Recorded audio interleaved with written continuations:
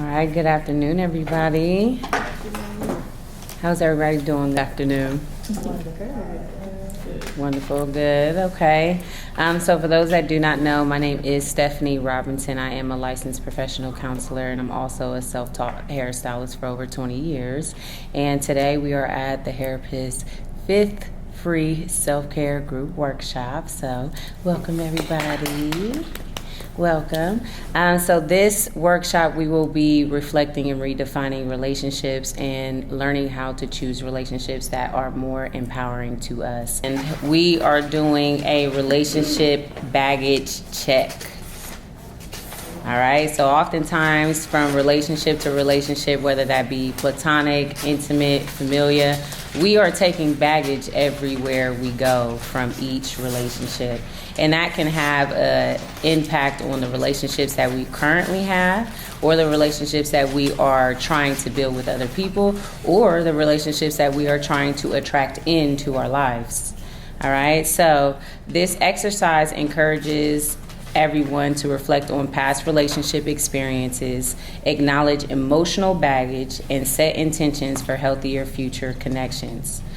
So for the half sheet of the paper, you are going to write something that you feel like you have been carrying from your past relationships, whether it be a belief, a hurt, a fear, or even a lesson that you continue to carry in throughout every relationship. Yeah.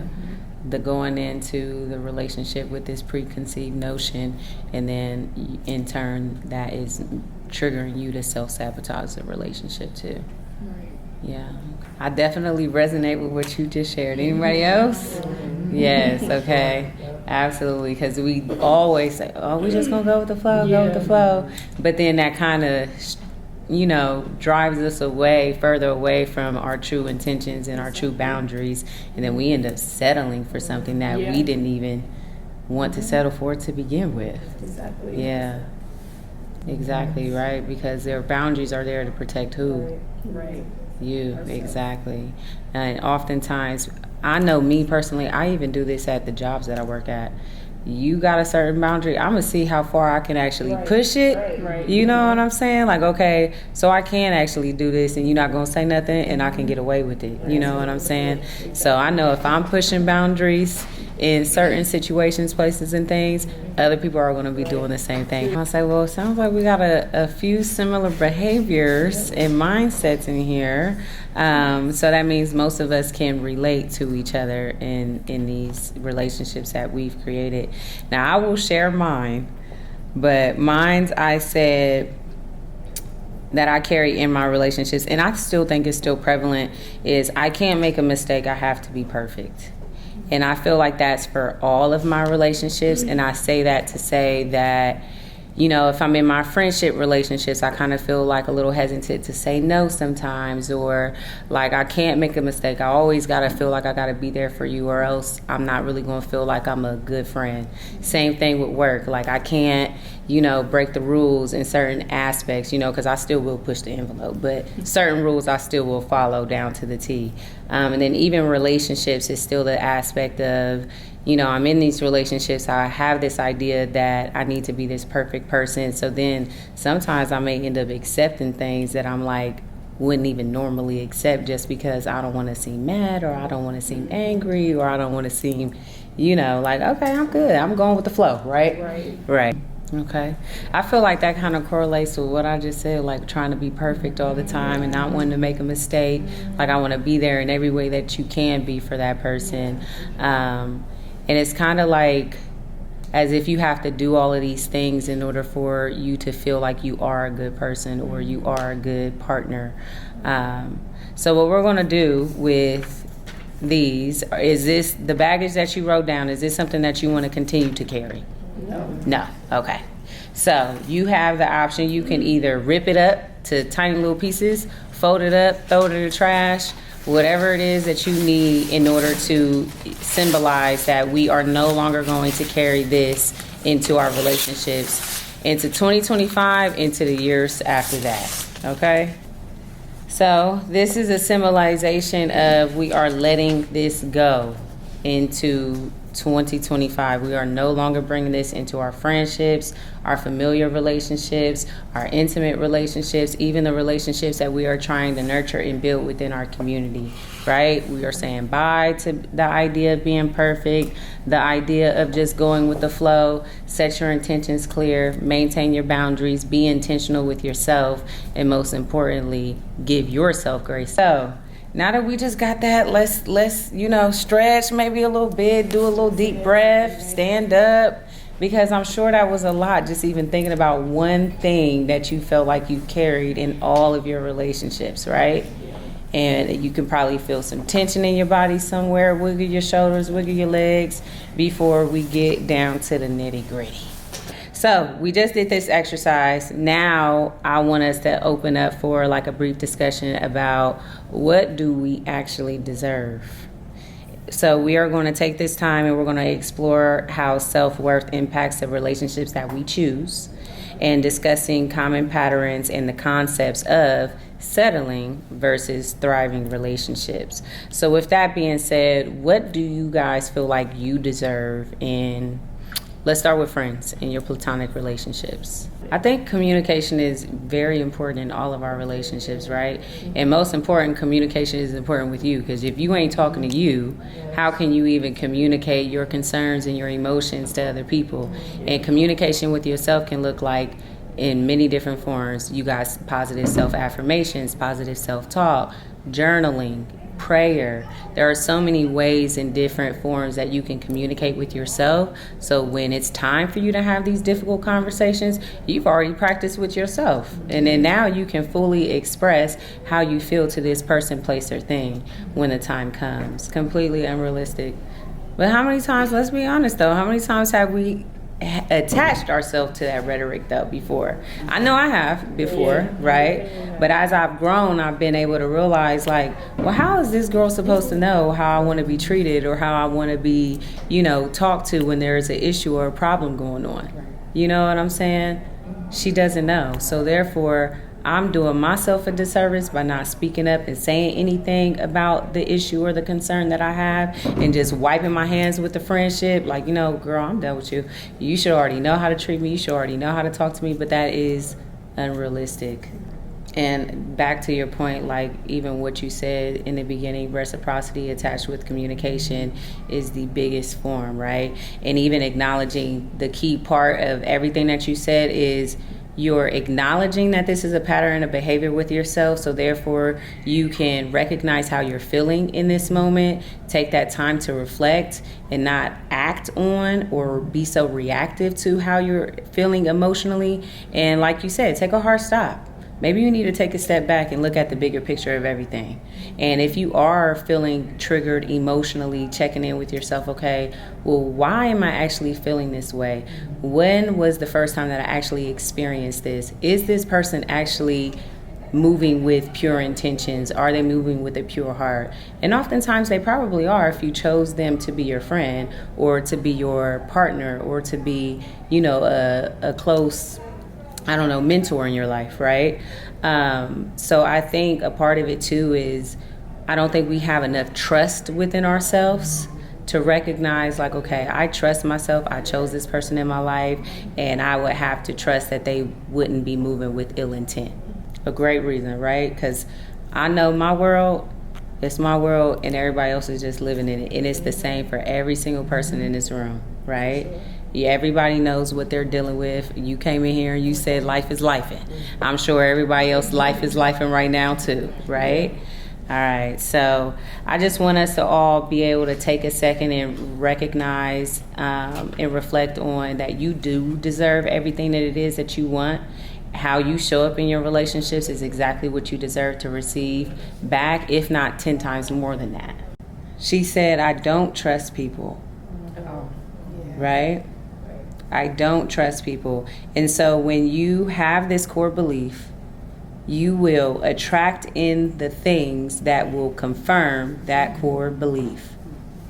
So if you have the core belief, I'm not good enough, you will attract in people who will confirm that you, in fact, are not good enough.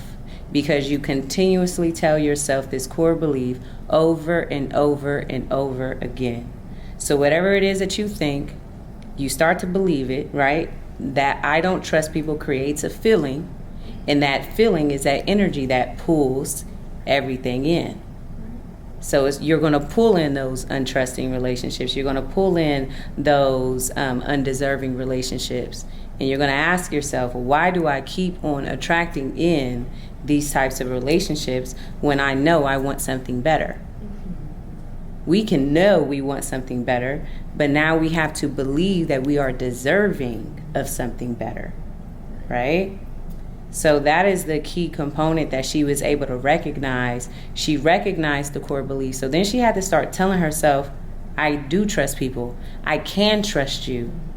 And going into these relationships, like, I trust myself because I chose you, right? Outside of your family, you choose the place you work at. You choose your friends. You choose your intimate relationship. No matter how much we want to say, well, I can't get out of this. We keep choosing it though. But yet that core belief that you have is making you stay in that relationship because that belief is attached to you. So therefore you actually believe that this is what you deserve. And we all hear it all the time. You are the energy that you attract. And I don't really value myself the way I thought I did. Right? Absolutely. Yes. Because if I actually valued myself, I would have never dated a boy. No, he would not be a part of my relationship timeline. That would not be a thing. And the same thing when it comes to your platonic relationships. Had I valued myself in my friendships, I would not have attracted people who disrespected me, talked about me on social media. I would not have attracted in those people, but I didn't fully value myself. And I didn't recognize that that was a belief that I was taking in to all of my relationships. But where do you actually think all of that even started? At home. At home. Yeah, like childhood. Absolutely, at home. It all starts at home. You learn how to love from your parents. You learn how to build friendships through your siblings, through your cousins. You learn intimate relationships through, again, how your parents love you and how you see them operate in their relationships. So I got a quick question for everybody. Anybody in here have kids? Raise your hands. Anybody in here want kids? Let me raise my hand too. So I think one thing that helped me, going back to what you said, this one day I was in the shower and I was reflecting. I'm like, Steph, I feel like you're settling. And I'm like, you know what? We probably are. And then I'm like, okay, think about your child. I ain't got no kids, right? I ain't got none. So I'm thinking about my hypothetical child. And I'm like, would you want your child to go through this? What would you say to your child if they were dealing with this person, place, job, whatever, in this capacity? And then I was like, you know what? I want the absolute best for my children. The absolute best. I would never want them to settle for anything less than what it is that they deserve. And then I said to myself, I said, well, you know what? You deserve exactly that too. Right. So if it's so hard for me to see the value that I have in this relationship, put somebody else there. You know? Put somebody else there, because oftentimes we have attracted in these, undeserving relationships, and we've taken on these negative core beliefs, and then now we're not recognizing that we're entering into these spaces, not really valuing ourselves. And, sometimes the rose-colored glasses is on thick, honey. We don't even see anything because we're so close to it. You can take a hard stop, zoom out real quick, and really reflect on yourself, with yourself. Do I deserve this?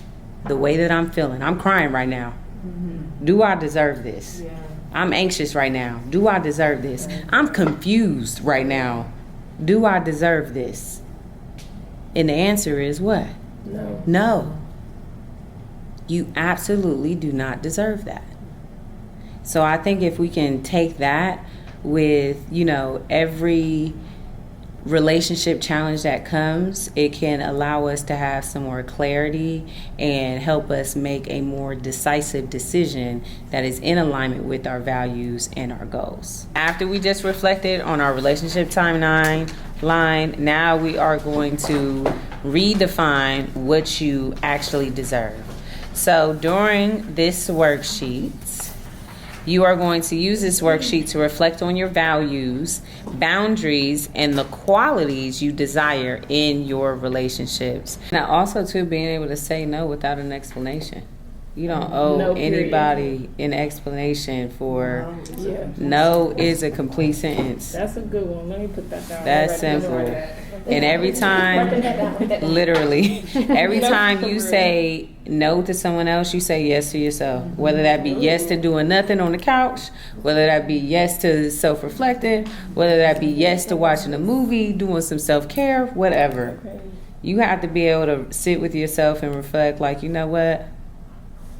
I cannot show up to this thing that I said that I was going to go to today. Why? I'm asking myself why. I don't have to explain why to anybody else. You know what I'm saying? So be comfortable in knowing that if you could show up, you would. Normally you do show up, and not to shame yourself for choosing yourself. Right. Part of it is, if that is your ideal relationship, do you have that same relationship with yourself right now? Okay? So if your answer is no, what is one thing that you feel like you can start doing today to kind of, you know, align yourself with your ideal relationship? I like that, though. And I like how you were able to, you know, be able to recognize, like I actually wrote that, and actually recognize like that I'm not in alignment with my ideal relationship. Right. So thank you for sharing. I kind of liked it though, and I think that's in alignment with what you were saying, how you are in the process of evaluating your current relationships. So I guess my question for you is, what kind of triggered that? Like, okay, I think I need to evaluate these relationships.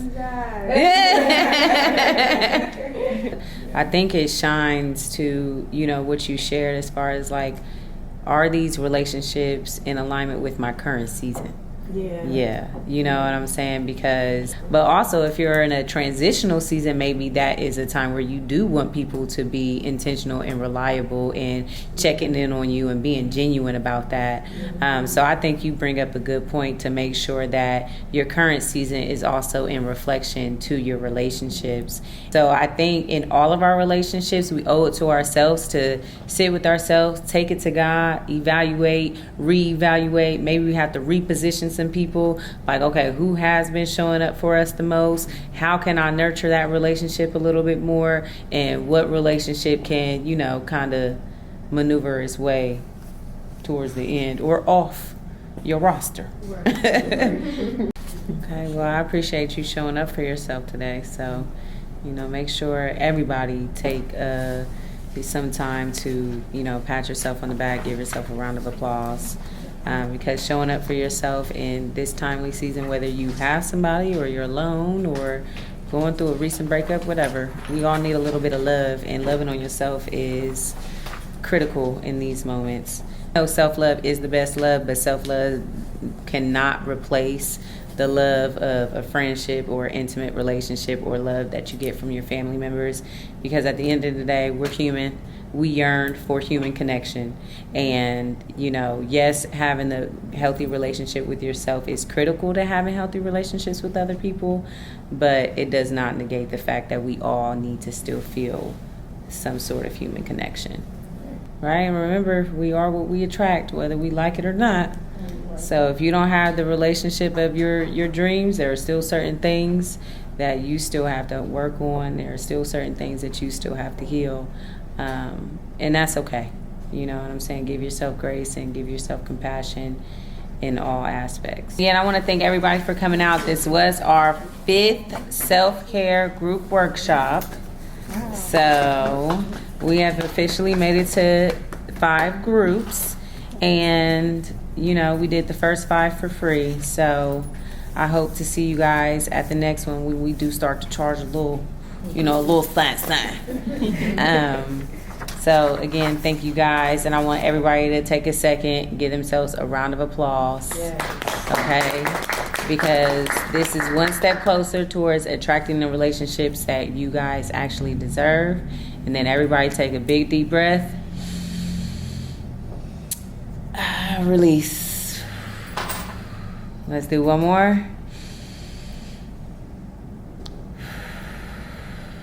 And everybody say, I deserve. I deserve. Okay? All right, take that into your week and take that into the rest of your year, guys.